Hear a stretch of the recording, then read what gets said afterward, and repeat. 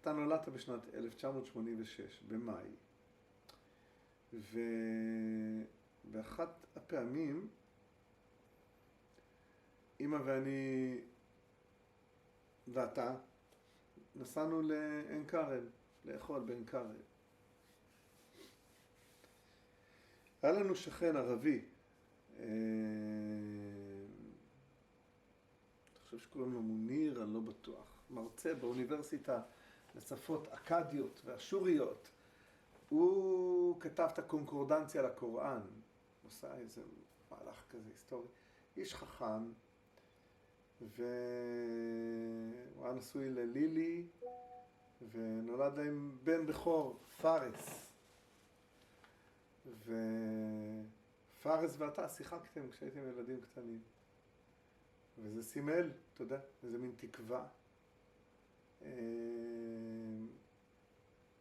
כלומר, זה היה סימבולי, במובן הטוב. ילדים הם לא תלויים בשום דבר. ילדים יכולים להיות משוחררים מכל מיני דבר. לגמרי. אני שמח שאתה מעלה את הנקודה הזאת. כי מצד אחד ילדים הם ילדים ויכולים. ומצד שני, האינתיפאדה הראשונה, אני חושב, הייתה ב-1986. אחרי ההתפרעות של פופר בגן הוורדים. ואז, כמה שנים אחרי, ישבנו אתה היית ב3, 4, ישבנו באיזה מסעדה בעין כרם, ואתה התחלת לאסוף חצץ מהארץ, והנחת אותו על הכיסא. ככה היית עסוק ביצירה הזאת. ושאלתי אותך, מה אתה עושה? ואמרת לי, אינתיפאדה. אז מצד אחד, הכל מאוד נאיבי והכל מאוד פתוח. ומצד שני, אמא ואני לא דיברנו בבית איתך על אינתיפאדה, והחדשות, אתה יודע, היו בטלוויזיה. אנחנו לא הרשנו שיהיו רובים, שיהיו צעצועי מלחמה כשאתה היית ילד קטן בבית.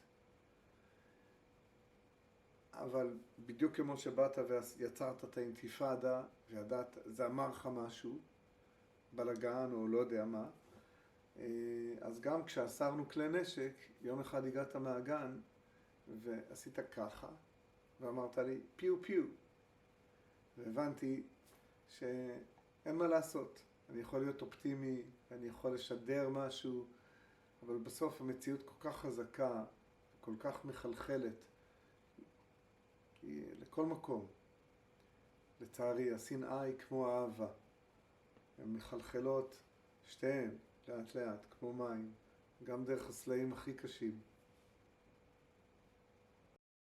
בערך בכיתה ד' רצחו את רבין. כבר הכרתי די טוב את המשנה של לנון, הייתי מעורב והחלטתי להיות חייל בצבא השלום. לא היה לאף אבן ערך גבוה מספיק עבורי כדי להיות חלק מהמדיניות של הנוכחות הישראלית בשטחים ובהתנחלויות, ולא רציתי בשום אופן להיות חלק מזה. הכרתי את שיער, פול מטל ג'קט, בלוז לחופש הגדול, אפוקליפסה עכשיו, סרטים דומים בעל פה.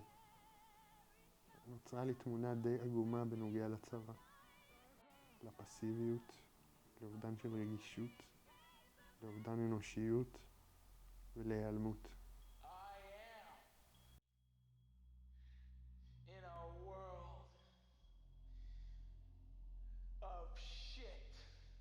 ביציאה מהצו הראשון הרגשתי ששלטתי בסיטואציה. ניסיתי להשיג בחור שמעשן ושותה ועזב את התיכון כדי להיות רפתן ולא אכפת לו מכלום חוץ מהנטיות הפציפיסטיות שלו. בבחינות הפסיכוטכניות לחצתי כל הזמן על ג' ובבדיקות הרפואיות נכנסתי בצליעה.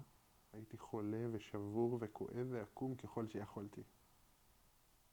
בצבא קבעו לי פרופיל נמוך, אך כזה שמתאים לגיוס. סבא שלי, שמאוד חששתי מלדבר איתו על המחשבה הזו, לא העלה את הנושא לעולם, וחשבתי שאעלה את זה כשיגיע הרגע. כשהגעתי לגרעין, שלמעשה הוא חלק ממסלול בנחל. הערכתי שאסיים ואחתוך בסוף השלט הראשון בשדה בוקר.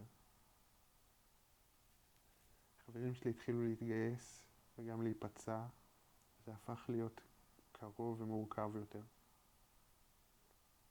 בערך באמצע השנה, עומר, חבר מהתיכון, התאבד במהלך טירונות בבח נחל.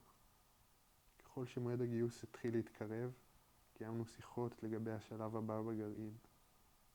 האמירות שלי היו לא להתגייס, מה שהיה מורכב מאוד, או להתגייס לאחד התפקידים שנתנו לי במנילה, כמו אפסנאי או נהג או מש"ק ממטרות, או להתגייס עם הגרעין למסלול שנראה קצת יותר נוח. החלטתי שאעשה עם כל החברים את המסלול, והמטרה שלי הייתה להעלות את הפרופיל ל-72 ולהתגייס לקרקל. הכי רקל. היחידה המעורבת שעבדה בגבולות שלום ושכל בנות הגרעין שלי החליטו להתגייס אליה יחד. לצערי, המהלך הזה הצליח יותר מדי. החליטו להעלות את הפרופיל שלי ל-97 וגייסו אותי לגדוד 50 של הנחל. מאוד לא התאים לי להיות חלק מהמערכת הזו. להיות חייל טוב, לציית לכל פיפס אידיוטי, לשחק במלחמה בשיא הרצינות ולהיעלם. אז סבלתי. ובתקופה הזו נוצר בי שבר והיה לי רע. אבל משהו גרם לי לנסות לשנות את הגישה שלי לסיטואציה. לחברים ולחברות שדאגו לי אמרתי שהכל מעולה, שהחלטתי שטוב לי. ומאז ניסיתי להמשיך עם הפרצוף הזה. מאוחר יותר, ארצי אמר שבעיניו התגייסתי כי אני פחדן. אני לא מסכים עם זה, אבל אולי יש בזה משהו. בהתחלה נשלחנו לאזור כפר תפוח, מחסום ריחן. מחסומים, סיורים, מיליוני שניות של שמירות, בידוק, עבודה עם הגב, סודוקו קשה, קפה, אוכל דרק והרבה מוזיקה. סחורות, רכבים, אנשים, משפחות. יש נתיב כזה כאן ויש נתיב כזה עם תור עד האופק כאן. לימים פגשתי מישהו שאמר שהוא זוכר אותי מהמחסום. אולי. תכלס, ממש יפה ביהודה ושומרון. שמחתי על ההזדמנות שהייתה לי לראות את הארץ הזאת, שאני מרגיש מאוד קרוב אליה, אבל מרגיש מאוד מורכב לגבי אופן הביקור בה. אחר כך היה את חברון, ואז עלינו צפונה. יפתח, מלכיה, בירנית, נורית, חודשים של מערבים וטבע מטורף. היה משהו נחמד בנורית. למרות הסיטואציה של מוצב החיזבאללה שהיה כמה עשרות מטרים מאיתנו, היינו במבצר בטון אדיר, רק המחלקה. בלי לוז, הרבה מוזיקה, חולצות פתוחות. איפה הנשק שלי? שף מתחלף. ציירתי הרבה ונהניתי מהזמן לצד אנשים שהפכו לחברים טובים. מבין העמדות בנורית הכי אהבתי את עטף. באופן תלוש מהסביבה היה שם כיסא מנהלים עם משענת ענקית. יחד עם חלון ענק ללבנון ואוויר מעולה, זה היה נהדר. מה גם שזאת הייתה העמדה הכי קרובה ללב המוצב. אז יצא שהיו מגיעים לשבת בעטף לעתים קרובות. אני הייתי האמון על שיבוץ השמירות, וכמובן שנטיתי לשמור בעטף. ב-12 ביולי 2006 עשיתי את השמירה שבין חצות ל-3 בבוקר. זוהר קאוטס מקהילת העבריים החליף אותי. במהלך המשמרת של זוהר נתקף רכב סיור של פלוגת מילואים 400 מטר מערבה. חיילי המילואים גולדווסר ורגב נחטפו משם. ובדיוק באותו הזמן פגע ברשת הנ"ט של עמדת העטף טיל מונחה, שנתן לזוהר רגע לעוף משם, לפני שעוד טיל הושחה לתוך העמדה. מאותו רגע התחיל עלינו ירי במקלעים כבדים ושל פצצות מרגמה ענקיות. ירינו בחזרה. טנק של צוות שריון שהיה איתנו במוצב חצה את הגדר ללבנון כדי לסכל את חטיפת החיילים. איזה רעיון. הוא נכנס למלכודת. הוא עלה על מטען ענק והתפזר לכל כיוון. הייתי באחת העמדות הקדמיות וראיתי את גלגל הטנק עף מעליי. עודד ירד וניסה לאסוף קבוצה שתחצה את הגבול למוצב החיזבאללה כדי להבטח את הגופות. הסתתי את מבטי לרגע. אבישי ובן התנדבו. הביאו את נמרוד, שהיה חבר טוב, בתור נהג נגמש, ויצאו. מיד הם טווחו, והיו במצב הזה, בשטח הפתוח, שעות רבות. נמרוד נפגע בראש, וכנראה שהוא מת די מהר. אבישי ובן סחבו את הטראומה הזו זמן רב. אולי עד היום. היה יום הכי שחור ועצוב שהיה לי בחיים. מהרבה אנשים ששאלתי וחקרתי קצת, הבנתי קודם הייתה איזושהי הרגשה מסוימת בלב, ושתרגמה את עצמה להרגשה בבטן, מאוד מאוד קשה, מאוד מין בחילה בעצם.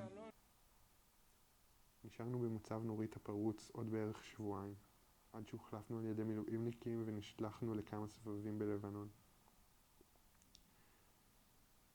בקיצור, היה דרק במלחמת לבנון השנייה, ולשמחתי לא נשאר זמן רב לפני שחזרנו לקיבוץ לפרק משימה, שהיה תענוג צרוף. עבדתי בלול, בסוף פרק המשימה תפסנו קו בבקעת הירדן, והיה לא רע, טבע משוגע.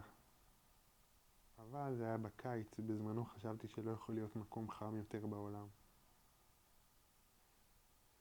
לאחר השחרור לא שמרתי אף סיכה וסמל להעביר הלאה. אבל המשכתי ללכת עם המגפיים איזה חצי שנה. מסתבר שמילואים זה גם דרק.